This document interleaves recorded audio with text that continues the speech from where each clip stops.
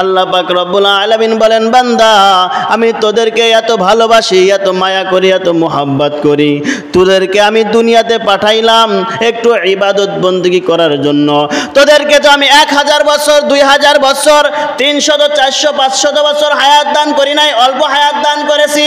তবে অল্প হায়াতের মধ্যে আমি আল্লাহ পাক রব্বুল আলামিন বরকত অনেক বেশি রেখে দিয়েছি। যেমন আল্লাহ পাক রব্বুল আলামিন বলেন, পূর্বের নবীর উম্মতদেরকে বড় বড় অফারগুলি আমি আল্লাহ দান করি নাই, বড় বড় অফারগুলি আমি উম্মতে মুহাম্মাদিকে দান করে দিয়েছি। কারণ উম্মতে মুহাম্মাদি হায়াত কম পাইবে, তবে হায়াতের মধ্যে আমি আল্লাহ বরকত বেশি দান করে দেব। যেমন তাকাইয়া দেখেন, লাইলাতুল কদরের একটা রজনী আছে। লাইলাতুল কদরের সম্পর্কে আল্লাহর হাবিব বলেন, তার সর্বনিম্ন 80 বছরের জিন্দেগির গুনাহকে মাফ করে দেওয়া হয়।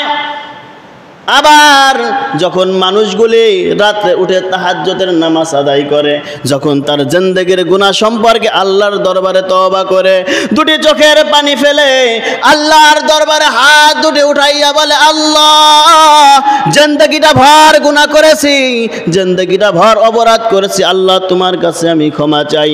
আল্লাহ পাক রব্বুল আলামিন বলেন, লাম ইয়ালিদ ওয়া লাম ইউলাদ, আমার কোনো ছেলে মেয়ে নাই রে গোলাম। হে আমার বান্দা, যখন তুই আমাকে আল্লাহ বলে ডাক দিয়েছিস, তুই পাহাড় সমতুল্য গুনাহ করেছিস, তুই জাহান্নামের আসামি হয়ে গেছিস, তুই মানুষ সমাজে মুখ দেখাইতে পারিস না, তুই নিজের গুনাহ সম্পর্কে যখন তুই নিজেকে নিজে সঁপে দিয়েছিস আমি আল্লাহর জন্য, আমি আল্লাহ পাক রব্বুল আলামিন তোকে জানিয়ে দিলাম, ওয়ালা ইয়াগফিরুয যুনুবা জামিআ, আমি আল্লাহ পাক রব্বুল আলামিন সমস্ত গুনাহকে, তোমার সমস্ত গুনাহকে এক জায়গায় জমা করব, জমা করে আমি এই গুনাহকে সাগরের মধ্যে নিক্ষেপ করব না রে গোলাম।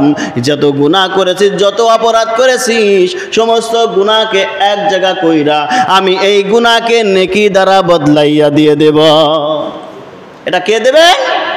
আল্লাহ পাক রব্বুল আলামিন আরো সংবাদ দিয়ে দিলেন, মানুষ যখন সিজদার মধ্যে পড়ে যায়, সিজদার মধ্যে যখন পড়ে যায়, যখন সুবহানা রাব্বিয়াল আ'লা বলে ডাক দেয়, যখন রুকুর মধ্যে সুবহানা রাব্বিয়াল আযীম বলে ডাক দেয়, যখন নামাজের মধ্যে ডাক দেয় আলহামদুলিল্লাহি রাব্বিল আলামিন আর রহমানির রহিম মালিকি ইয়াউমিদ্দিন, যখন নাপাক জবান দিয়ে আল্লাহর প্রশংসা করা হয়, যখন আল্লাহ পাক রব্বুল আলামিন বলেন সাব্বাহতানি সাব্বাহতুকা, বান্দারে তুই আমাকে ডাক দিলি নাপাক জবান দিয়ে, এটা আমার কাছে পছন্দীয় নয়।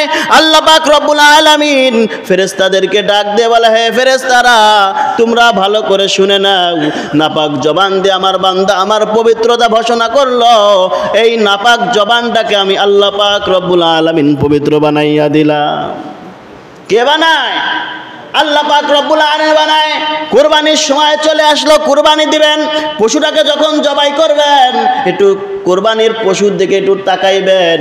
হায়রে যদি ইসমাইল আলাইহিস সালাতু ওয়াস সালাম তখন জবাই হয়ে যাইতো, আল্লাহ তো জানে এটা ইব্রাহিমের জন্য কঠিন পরীক্ষা, কিন্তু আমার এটা যদিও ইব্রাহিম আলাইহিস সালাতু ওয়াস সালাম পাশ করবে ঠিকই, তবে উম্মতে মুহাম্মাদির দ্বারা এইটা সম্ভব হবে না। সম্ভব ছিল?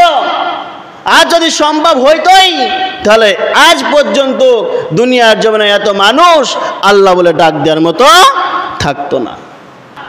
হাসরের ময়দানে আল্লাহ পাক রব্বুল আলামিন এভাবেই বিচার কাজটা শুরু করবেন। সমস্ত নবী পয়গম্বরদের পিছনেই থাকবে নবী মুহাম্মদুর রাসূলুল্লাহ সাল্লাল্লাহু আলাইহি ওয়াসাল্লামের উম্মতগণ, এরপরে বিভিন্ন নবীর উম্মতগণ থাকবে। বিচার কাজটা একই অবস্থা। আল্লাহ পাক রব্বুল আলামিন হযরত আবু বকর রাদিয়াল্লাহু তাআলা আনহু দিয়ে বিচার কাজটা শুরু করবেন। আবু বকর রাদিয়াল্লাহু তাআলা আনহু কোন নবীর উম্মত ছিলেন?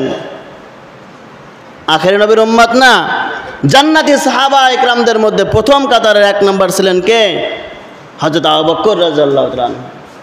হাসরের ময়দানে বিচার কাজটা শুরু হবে হযরত আবু বকর রাদিয়াল্লাহু তাআলা আনহু।